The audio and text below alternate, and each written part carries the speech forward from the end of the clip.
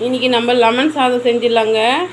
வேலைக்கு போகிற வீட்டுக்காருக்கு சூடாக லெமன் சாதம் இதுமாதிரி செஞ்சு கொடுத்தீங்கன்னா சும்மா விரும்பி சாப்பிடுவாங்க. நான் இங்கே வந்து சாப்பாடு வடித்து ஆற வச்சுருக்கேன்.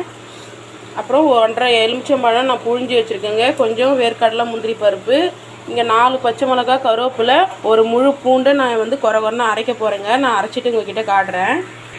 இப்போ பார்த்தீங்கன்னா நான் ஒரு கருவேப்பிலை, 3 பச்சை மிளகா, ஒரு முழு பூண்டு போட்டிருக்கேன் மிக்சியில்.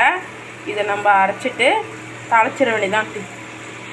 இந்த மாதிரி குறைன்னு இருக்கணுங்க, ரொம்ப மையமையாக அரைச்சிடக்கூடாது. இந்த மாதிரி கடாய் வச்சுங்க. நம்ம மீடியமாக கடாய் இப்போ பார்த்திங்கன்னா சூடாயிடுச்சு. நம்ம எண்ணெய் ஊற்றிக்கலாங்க. கடுகு சேர்த்துக்கலாம். இப்போ நம்ம காஞ்ச மிளகாய் சேர்த்துக்கலாங்க. வேர்க்கடலை, கடலைப்பருப்பு ஒரு ஸ்பூனுங்க. ஒரு ஸ்பூன் உளுத்தம்பருப்பு. இப்போ கருவேப்பிலையும் கொஞ்சமாக ஒரு 4-5 முந்திரி பருப்பும் போட்டுக்கலாம். இப்போ நம்ம அரைச்சி வச்ச பச்சை மிளகா, காஞ்ச கருவேப்பிலை, பூண்டு இதெல்லாம் இந்த சேர்த்துக்கலாம்.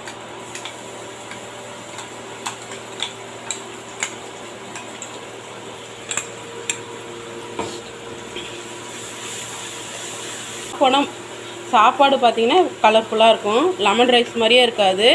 இந்த வெயிலுக்கு இதை மாதிரி செஞ்சு கொடுங்க, விரும்பி சாப்பிடுவாங்க நம்ம வீட்டில் இருக்கிறவங்க. இப்போ நம்ம ஒரு ஸ்பூன் மஞ்சள்தூள் போட்டுக்கலாங்க.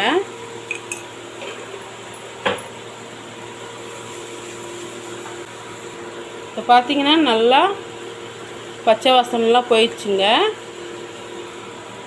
இப்போது நம்ம வந்து புழிஞ்சி வச்ச லெமனை ஊற்றிக்கலாங்க. அப்படியே கேஸ் ஆஃப் பண்ணிடலாம். இப்போ நம்ம ஆற வச்ச சாதத்தை சேர்த்துக்கலாங்க.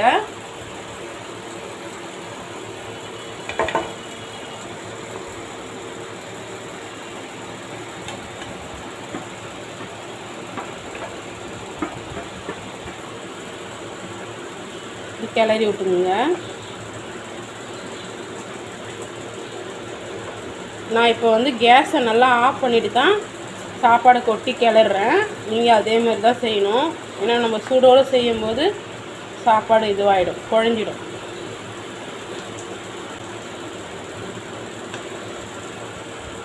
அவ்வளோதான், நம்ம லெமன் சாதம் சூப்பராக ரெடி ஆயிடுச்சுங்க. இதே மாதிரி நீங்களும் செஞ்சு பார்த்துட்டு நம்ம சேனலை லைக் பண்ணுங்கள், மறக்காமல் சப்ஸ்கிரைப் கொடுங்க, தொடர்ந்து சப்போர்ட் பண்ணுங்கள். இதை மாதிரி லஞ்ச் பாக்ஸ் வெரைட்டியாக நான் போடுறேன். நெக்ஸ்ட் வீடியோவில் பார்க்கலாம். ஓகே, பாய்ங்க.